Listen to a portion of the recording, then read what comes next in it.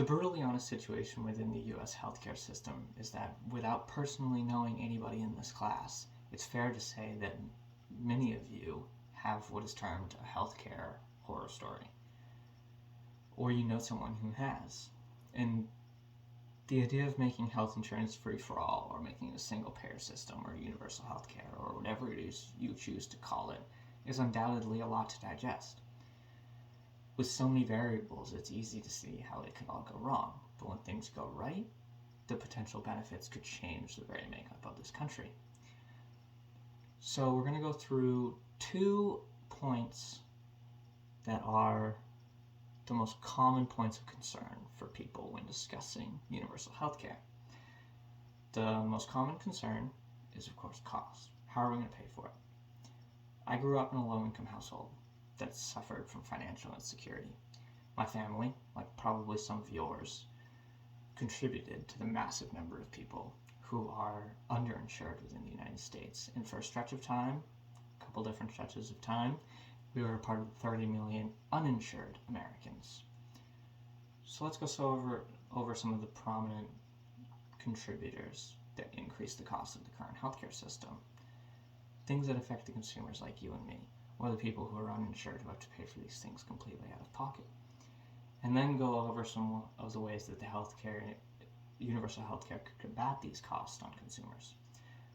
Consumer experience related to cost of healthcare often comes from premiums and copays, which represent the majority of times money changes hands between the insurance companies and between the consumers that those insurance companies serve.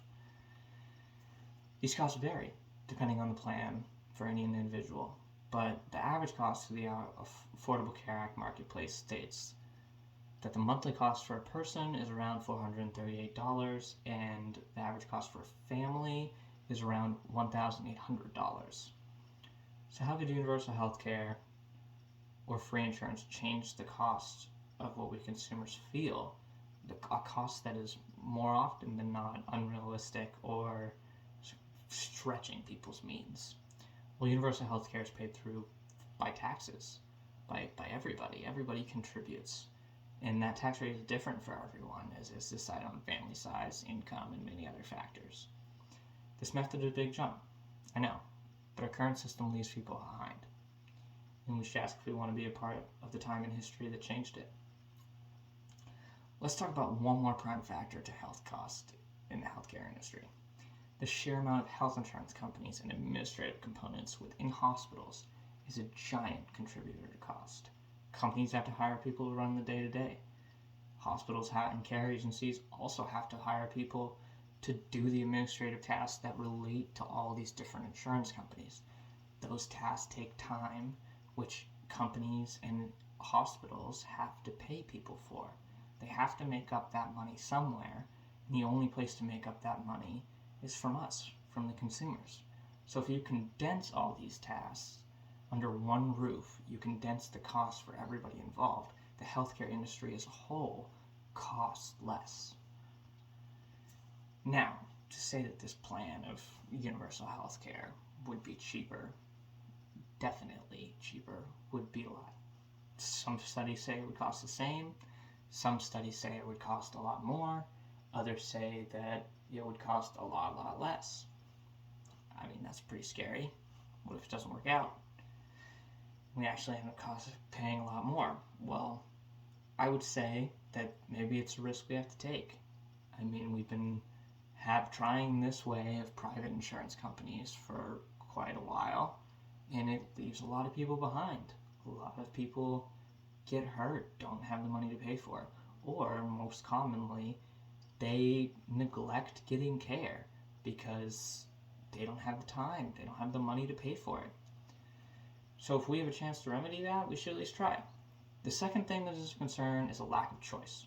People feel that they don't get to choose what happens if the government takes all the control. Does the government simply choose what care we get and what care we don't? It's simply not the case. Government healthcare runs in the sense as the government just becomes the health insurance company. They manage how it's paid for, procedures that you get.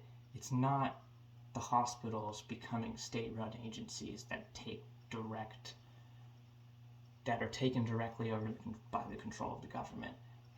Hospitals remain private institutions, for-profit institutions.